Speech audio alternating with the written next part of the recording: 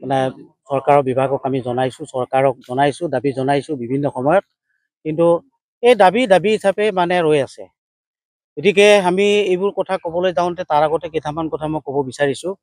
ইয়াতে আমাৰ পূৰ্বতে আমাৰ যিটো মূল ব্ৰহ্মপুত্ৰখন আছিলে, আমাৰ কুটুম গাঁও, ভলুকাগুৰি, চহগুৰি, কলিয়াপানী, তিনিঘৰি এনেকৈ কৰি ইফালে প্ৰায় 7 কিলোমিটাৰ নিলগত মানে আচল মূল যিটো ব্ৰহ্মপুত্ৰ নদীখন বৈ গৈছে। তাৰপৰা কহনীয়া হৈ আহি এতিয়া ইয়াতে কলিয়াপানী আৰু গছপুৰৰ মধ্যভাগত যিটো এটা খুঁটি আছে, সেই খুঁটিয়েদি ফুটি আহি ইয়াত এতিয়া নদীৰ কালৰূপ ধাৰণ কৰিছে। আৰু সাংঘাতিক ধৰণৰ এইবাৰ পানী এই নদী মানে কাৰেণ্ট হ'ব। আৰু মথাউৰি যিটো অৱস্থা দেখিছোঁ এতিয়া বাৰিষা আহিল, এতিয়া আৰু কাম কৰি আপুনি এই মানে কহনীয়া প্ৰটেকশ্যন কৰিব পাৰিব বুলি মই নাভাবোঁ। গহপুৰত যিটো জলসম্পদ বিভাগ আছে, বিভাগটো কি কৰি থাকে খৰালি কি কৰি থাকে সেইটোৱেতো আমি মাতি থাকোঁ, কৈ থাকোঁ ক'ত থাকে কি কথা। এতিয়া বাৰিষা আহিলে আহিব। মইতো ভাবোঁ এইটো তেওঁলোকৰ এটা হেৰি নিচিনা, কোনত কি বুলি কয়, কণী পৰা হাঁহৰ নিচিনাহে। বাৰিষা আহিব, কিবা নামত মানে প্ৰটেকশ্যনৰ নামত কিবা কিবি জেং গোটৰ কেইটামান দিব, টকা কেইটামান দিব। তেনেকৈ কিমান পইচা হৰাট হৈছে। আমিতো কৈছিলোঁ আগৰ পৰাই, আমি দাবী কৰি আহিছোঁ আপোনালোকে মেগা প্ৰজেক্ট লওক। এটা কোটি টকা খৰচ কৰি পেলাই এখন মথাউৰিত ব্লেক টপিং কৰিছে, দেখিছে আপোনালোকে। ইয়াক যদি নিয়ন্ত্ৰণেই ব্যৱস্থা নাই, তো মানে কাম কৰি কিবা ফলপ্ৰসূ হৈছে জানো, কিবা লাভ আছে? সেইকাৰণে মেগা প্ৰজেক্টৰ যোগেদি সেইটো নিয়ন্ত্ৰণৰ ব্যৱস্থা কৰিব লাগে। আমি আগতেও কৈ আছোঁ, এতিয়াও কৰিবৰ কাৰণে আমি চৰকাৰক আমি দাবী জনাইছোঁ।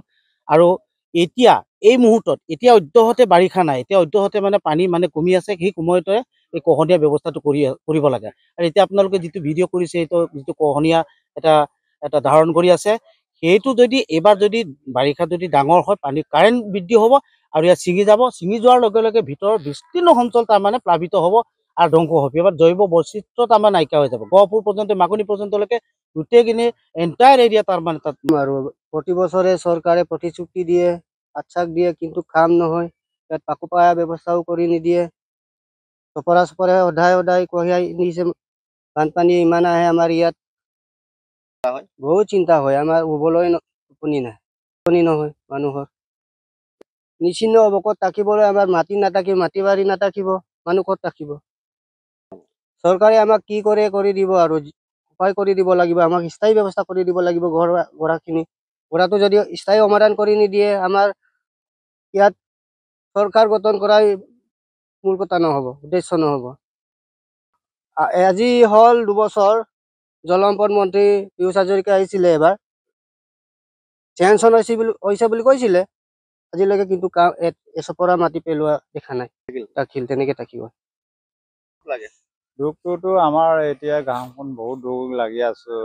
এইটো আমি কি ক'ম এতিয়া, লিডাৰবিলাক এই বিজেপি চৰকাৰক দিয়ক, ভোটটো জিকাই কিনি এইটো কাম কৰিম বুলি কোৱাৰ উদ্দেশ্যত আমি বিজেপিতে আমি চলি আছোঁ। বিজেপিৰ ওপৰতে আমি নিৰ্ভৰ হৈ আছোঁ। এতিয়া গৰাখহনীয়াটো কৰি দিম বুলি কোৱাৰ কাৰণে বিজেপিক দি আছোঁ। এতিয়া লিডাৰবিলাকো কৈ আছিলে, এতিয়া লিডাৰবিলাকো কামবিলাক কৰা নাই, এতিয়া বিজেপি চৰকাৰো কাম কৰা নাই। চিন্তা এইকাৰণে আমি জিকাইহে আছোঁ, তাক আমি জীয়াহে ৰাখিছোঁ। ৰাতিত আমি শুব পৰা নাই। এতিয়া দম মাৰি থাকে, গৰাবিলাক পেলনীয়া হৈ থাকে। তেতিয়া আমি শব্দটো পাই কিনি ঘৰত শুব পৰা নাই। আহিছে নেকি, এতিয়া মোৰ ঘৰখনো নিব পাৰে। এই গৰাখহনীয়াটো আমি ঘৰখনো নিব পাৰে।